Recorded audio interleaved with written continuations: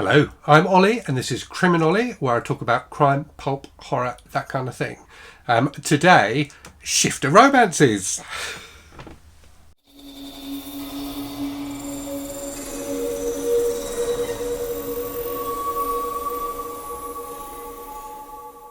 So this is part of my ongoing Countdown to GarbAugust series. So as you will no doubt know, there is a wonderful reading event planned for August where we will be reading trashy books.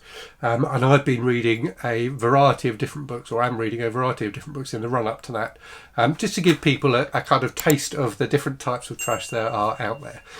So I thought, I read a lot of trashy books anyway, but I thought I would broaden my horizons a little bit and read a book from a subgenre which I know it seems to be increasingly popular on kind of Kindle Unlimited at least. And that is shifter romances. So if you don't know what shifter romance is, it's a romance where one of the characters, and it seems to be one of the partners in the romance, and it seems to be, from what I can tell, it seems to normally be the man. And if I'm wrong, if you are more widely read in the genre than me, do let me know. But it seems to me it's usually the guy. Is someone who can change into something other than a human. Typically a wolf. So, the werewolf is obviously the classic shape-shifting creature. But all sorts of, anything goes really, I think, in shifter romances. And in this one, Bronze Dragon, he can turn into a dragon, as you may have guessed from the title. So I didn't say that, did I? So yes, the book I'm going to be talking about is Bronze Dragon by Sansa Moon. Now, Sansa Moon, it must be said, is the most obviously made up author name ever. And I bet that there were no authors called Sansa before Game of Thrones. So yes, Sansa Moon. I don't know if Sansa Moon is one person or many people, but has penned this book, Bronze Dragon, and there are other books in the series as well. There's I think there's Gold Dragon and some other Jade Dragon. There might be, I can't remember. There's other dragon books too, and I think that they are. And this seems to be a trend in romances, is that you have a series of books, but each one is about a different couple. So this one, and to give it its full billing, so it bills itself as a baby billionaire shifter romance, is about just these two characters. I've completely forgotten both of their names, and I make no apologies for that. So there's a guy who is a billionaire, and he's like a tech entrepreneur who runs this security. It's like an app company that deals in security, so he makes some sort of security app, and it's made in billions. So he's the shifter, so he can change into a dragon, and he meets this young woman at a corporate negotiation where there's some company who wants to buy part of his company or something. I can't remember the exact details, but she works for the other company's firm of lawyers. And they meet at this negotiation, and he's immediately attracted to her and ends up thinking about her, and then invites her for drinks after a subsequent meeting, and it goes from there. They go back to his billionaire pad and make passionate love. So warning, normally my reviews are spoiler free, but there will probably be some spoilers in this book, although I suspect that it's so formulaic that it's one of those books that's kind of impossible to spoil. So they have sex, and she gets pregnant. So I wasn't expecting this. I was expecting, and I've never read a baby romance. That sounds wrong, doesn't it? But there seem to be a lot of these romances that have, baby in the subtitle. And I'd assumed that it was about someone wanting to get pregnant. Either the man, wanting to sire a child, or the woman wanting to get pregnant. But it's not. So it's an accidental pregnancy. So he's, they do use protection, and the author, does note that the woman is taking the contraceptive pill, and they do use condoms when they have mad passionate love as well. But his dragon sperm is so powerful that he manages to get her pregnant anyway. So it's about her then trying to decide whether to tell him or not, and she doesn't know that he can turn into a dragon. So we know right from the start that he can. So as well as being a tech billionaire, he's also got this gang of friends he hangs out with, and there's this club they go to, which again I forget the name of, which is like a shifters club, and they're trying to make this club more successful. And I suspect that that's the kind of thing that anchors the books in the series together, is that the people all go to this club. So anyway, they're trying to make this club more successful. So there's lots of discussions about that, but there's obviously, the book takes it for granted that there are shifters in the world, and that the reader accepts that there are shifters in the world, and there's there seems to be like an uneasy alliance between the different types of shifters because of the need for them to remain, secretive and hidden from humanity. So they have rivalries, but they kind of work together as well because they're in the same boat. So the main guy and his friends are all dragon shifters. So they discuss shifting and stuff, and it feels like it's one of those things that he needs to do every so often. So he's kind of in control of it. He doesn't do it, kind of spontaneously when there's a full moon or anything like that. It's something he can control, but every so often the urge builds up and he has to go off into the countryside and change into a dragon and fly around and stuff. So anyway, they have mad passionate love. She gets pregnant. There's then a whole bit about her trying to decide whether, finding out she's pregnant, trying to decide whether to tell him or not. She meets up with him again, and they have sex again.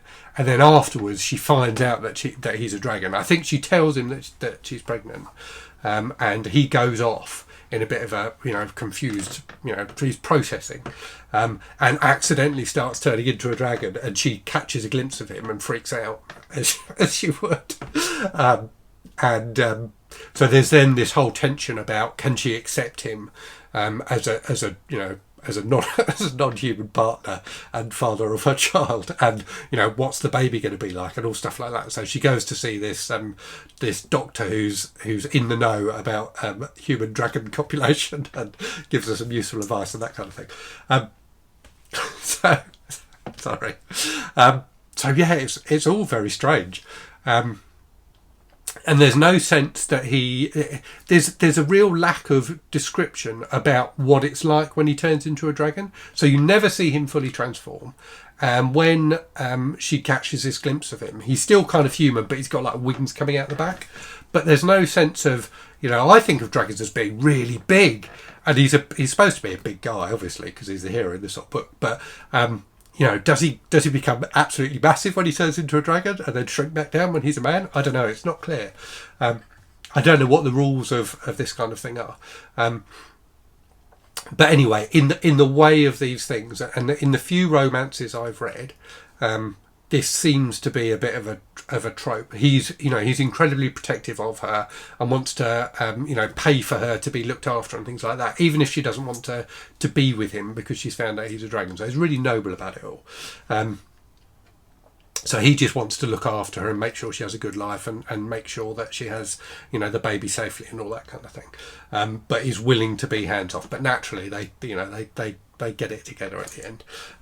So it was interesting, and I watched a video a while ago from Crystal's Bookish Life. So Crystal is a romance reviewer, and she'd done a video about bodice rippers, and about how bodice rippers are.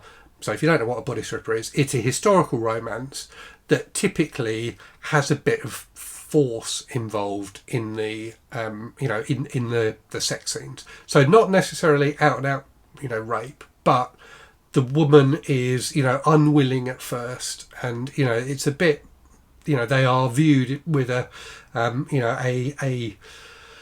and they're viewed a bit uncomfortably nowadays. So they were really big in like the 60s and 70s, I think, and now they're viewed a bit uncomfortably. And what Crystal said in this video was that there's a whole thing in romance about it being a liberating thing for women to read, because they were taught to feel guilty about sex in the past.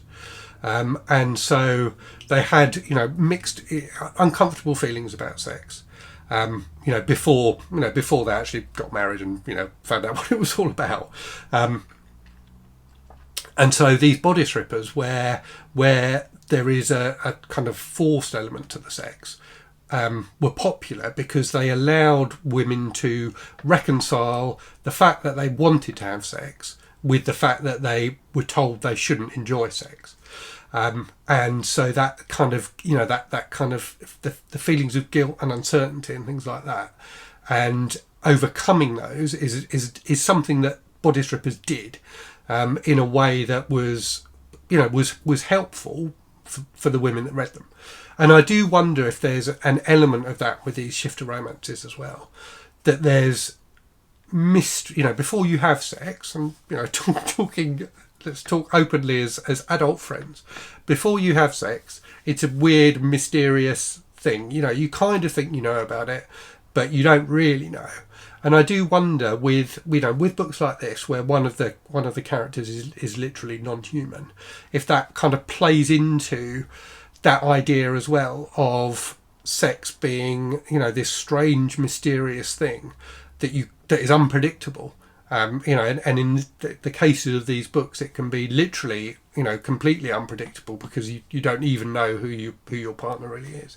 And always, I think, eternally in romance, there has been this, the tension in romances is between what one partner wants and what the other partner wants, and how they reconcile their differences, and how there are there's often misunderstandings and things like that, and secrets that people hold in romances that need to be discussed by the two partners and overcome. And it feels to me like that the notion of a shifter as one of the partners in the romance is really an evolution of that kind of thing. So it's just another secret. It stands in for whatever the other secrets have been in the past that people have had in romances. So yeah, it was. I thought it was interesting from that respect. And I've talked. I've laughed about this book in this video, but that's not to do it down at all. For me, it was a silly book, but lots of the books I read are silly books, and I enjoy them because I'm used to the tropes. The survivalist books, the executioner books are deeply silly, but because I'm used to the tropes, I enjoy them. So this, the ridiculousness of it slapped me around the face a few times. But I'm sure if you enjoy this sort of thing and you read this sort of thing regularly, it comes to have that comfortableness that that good trashy fiction has. You know what's going to happen, but there's pleasure in watching it unfold. So yeah, it was I didn't enjoy it. I think I said it was my least favourite book of the month. No, that's, to be fair, I did enjoy it. It was a fun read, but equally it was my least favourite book of the month. But that's because it's not the kind of thing I'm into. And the thing that I found really interesting about it is that I went into it, I suppose, thinking salaciously. So thinking that the shifter element would be part of the sex, and it's not at all. The sex they have in this book is completely consensual, normal human sex. The fact that he can turn into a dragon doesn't come into it at all.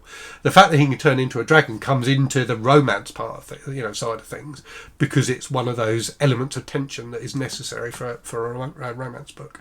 But the sex is completely normal, and wonderfully they feel like, whilst he's big and powerful and a billionaire and a dragon, when they're actually having sex, they feel completely equal, which was nice. So I really like that side of it. So yeah, let me know what you think of shifter romances. If you're a big fan and I'm getting some of this wrong, do let me know in the comments. If you've never read one, give one a try. You might like them. If you like romance books, I think they are, as I said, just an evolution of romance books, just a different twist on things. But yeah, I found it amusing that this was not just a shifter romance, but also a billionaire romance, and billionaire romances seem to be really popular. And I don't know if that's like an overhang from 50 Shades of Grey. I suspect it's always been a thing. I mean, I suppose Pretty Woman's a billionaire romance, isn't it? And the baby thing, I think, is interesting as well. So I don't know what the roots of that are in the romance genre, and if it's just maybe that's another thing that women that is a concern for women going into sex in a way that it isn't a concern for men. I'm not saying it shouldn't be a concern for men. It should be a concern for men. But yeah, pregnancy is, I think, more of a concern for women.